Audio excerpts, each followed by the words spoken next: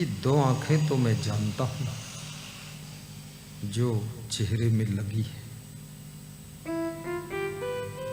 लेकिन ये हृदय में कौन सी आंख है? आपके हृदय में भी दो नेत्र हैं। एक ज्ञान का नेत्र है, दूसरा विचार का नेत्र है। ज्ञान और विचार ये अंदर की आंखें हैं।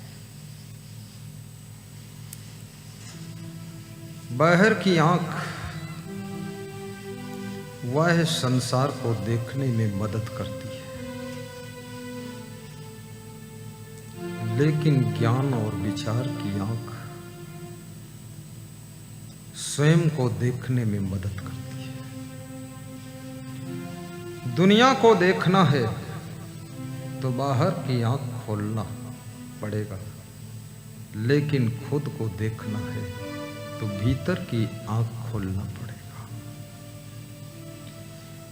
बाहर की आंखें जन्म के साथ मिलती है, लेकिन भीतर की आंखें न जन्म के साथ मिलती है और ना तो मुफ्त मिलती है और ना तो उधार मिलती है, ना तो चालाकी बेईमानी से मिलती है, ना तो भीतर की आंख छल कपट से मिलती है, ना रिश्वत से मिलती है। ये भीतर की आंख आपकी श्रद्धा से और आपकी भक्ति से प्राप्त होती है। जिसकी श्रद्धा परिपक्व हो जाती है और भक्ति परिपूर्ण हो जाती है, उस व्यक्ति के हृदय में ज्ञान और विचार की आंख खुल जाती है। ज्ञान और विचार की आंख खुल जाती है।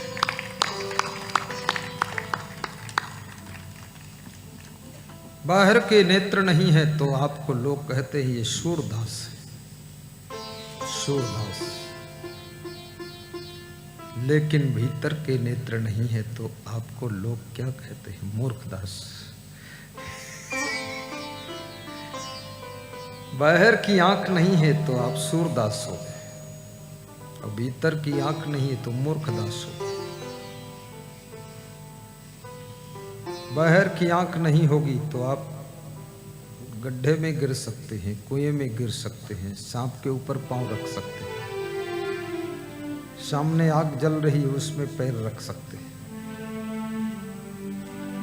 लेकिन भीतर की आंख यदि नहीं तो आप कुआं में नहीं गिरेंगे, आप आग में पांव नहीं धरेंगे, आप क्रोध की आग में जलेंगे, कामवासना के कुएं में गिरेंगे और आप लोभ के नरक कुंड में गिरेंगे। भीतर की आंख जब खुल जाती है तो कामवासना के कुएं में गिरने से बच जाते हो, क्रोध की आग में जलने से बच जाते हो और लोभ के नरक में गिरने से बच जाते हो। इसलिए भीतर की आंख का खुलना अति आवश्यक है। बाहर की आंख नहीं होगी तो भी काम चल सकता है, परंतु जिसके पास में बाहर की भी आंख हो और भीतर की भी आंख खुल गई हो, वो कितना बड़भागी है। अभी किशुनलाल शिक्षक जी गा रहे थे, बड़भागी उस शब्द आ रहा था उनके भजन। 36गढ़ की भाषा में भजन था, इसलिए समझते तो हम सब थे पर याद नहीं कर पाए। हिंदी भाषा में होता तो 25% याद कर लेते, क्योंकि मैं बहुत ध्यान से सुन रहा था। और जिसको सुनकर याद होने लग जाए समझ लेना उसका डबल ब्रेन काम करता है, और जिसको पढ़कर याद हो तो उसका सिंगल ब्रेन काम करता है, और जिसको न सुनकर याद हो न पढ़कर याद हो तो समझ लो दोनों ब्रेन उसके सही काम नहीं कर रहे हैं। बुद्धू है। अब न पढ़कर याद हो रहा न सुनकर याद हो रहा है, तो फिर अगर दोनों ब्रेन कम काम करते हैं, तो उसे देख कर याद हो सकता है। और देख कर भी याद ना हो, और सुनकर भी याद ना हो, और पढ़कर भी याद ना हो, तो उसको छू कर याद होता है। छू लेता हो, जान जाता है ये चीज, छूने से उसको मालूम हो जाता है ये देवकरदास है। हमारे आश्रम में एक सूरदास साधु था, तो उसको पूरी बीजक याद थी और मेरे गुरु को याद थी। विशाल वचनामृत उसको पूरी याद थी, सूरदास को, मेरे गुरु को याद थी।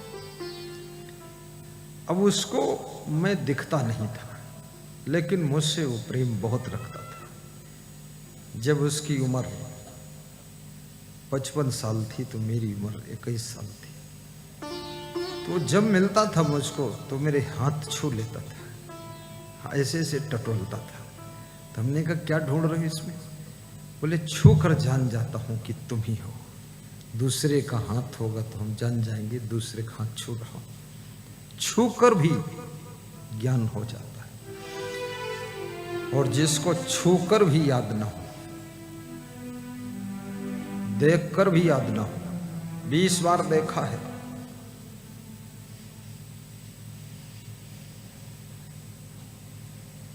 किशनलाल साहू को फिर भी याद नहीं है। फिर हम पूछते ये कौन है, ये कहां से आए हैं, क्या नाम है, ऐसे करते हैं। तो उस व्यक्ति के पास में केवल खोपड़ी है, दिमाग नहीं। जिसको किसी तरह से भी स्मृति ना हो, पढ़कर भी नहीं, छूकर भी नहीं, देखकर भी नहीं, सुनकर भी नहीं, टटोल कर भी नहीं, वो व्यक्ति बुद्धिहीन होता है। और याद रखना, धनहीन बन जाओ, बहुत बड़े दुख की बात नहीं, लेकिन अगर बुद्धिहीन हो गए बहुत दुख पा सकते हो। बुद्धिहीन आदमी बहुत दुख पाता है, वो हमेशा हम हर कार्य को उल्टा करता है। और बुद्धिहीन व्यक्ति की पहचान होती है वो जिद्दी बहुत होगा, क्रोधी बहुत होगा, हठी बहुत होगा। हठ कर देगा तो मानेगा नहीं, फिर चाहे गर्दन कट जाए लेकिन हठ पर अड़ा रहेगा, करूंगा यही कुछ भी हो। लेकिन बुद्धिमान व्यक्ति बैक ले लेता है अपने विचारों को, देखता है आगे खतरा है, रिटर्न हो जाता है, मुड़ जाता है। बुद्धिमान व्यक्ति हमेशा लचीला होता है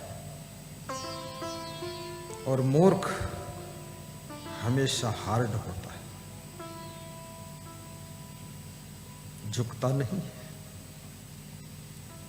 तो चर्म नेत्र वाह दर्शन कराते हैं, परंतु ज्ञान और विचार के नेत्र स्वयं का दर्शन कराते हैं। जमाने में उसने बड़ी बात कर ली जिसने अपने आप से मुलाकात कर ली, जिसने अपने आप से मुलाकात कर ली।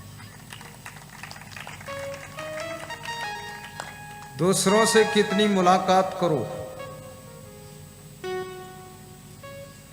आत्म संतोष नहीं हो सकता जब आपकी मुलाकात आपसे हो जाती है। मैं कौन हूं? हु एम आई? गुजराती भाषाમાં કહાવત છે, હું કોણ છું, હું કોણ છું। ये गुजरात में जिसको तुम कहते हो मैं, उसको गुजरात में कहते हैं हूं। जिसको तुम कहते हो हूं, उसको कहते हो छू। हूं कौन छू। जिसको तुम कहते हो कौन, वो कहते कौन। गुजराती भाषा में और हमारी छत्तीसगढ़ की भाषा में बहुत डिफरेंस है। जब आप पहली बार गुजरात जाएंगे तो वहां की भाषा आपको समझ में नहीं आएगी। सब बोर्ड गुजराती में और लोग आपसे पूछेंगे व्हाट इज योर नेम। ये तो इंग्लिश में, हिंदी में तुम्हारा क्या नाम, लेकिन गुजराती में पूछेंगे તમારું શું નામ છે, તમારું શું નામ છે, તારું કેમ કર્યું માટે। तो ये गुजराती भाषा है। हूँ कौन छू यानी मैं कौन हूं। तुम कौन हो, आप कौन हो, ये कौन है, वे कौन है। ये तो हम खूब प्रश्न करते हैं, लेकिन कभी आपके अंदर ये प्रश्न उत्पन्न हो जाए हूं कौन छू, हु एम आई, मैं कौन हूं, ये प्रश्न पैदा नहीं होता। जिसके अंदर ये प्रश्न आ जाए कि मैं कौन हूं। फिर दूसरा प्रश्न है क्या मैं शरीर हूं, क्या मैं मन हूं, क्या मैं बुद्धि हूं, क्या मैं आंख हूं, क्या मैं टांग हूं, क्या मैं पेट हूं। लेकिन जब सिर में दर्द होता है तुम कहते हो मेरा सिर दर्द कर रहा है। जब आपका मकान बन रहा होता है तो तुम कहते हो मेरा मकान बन रहा है।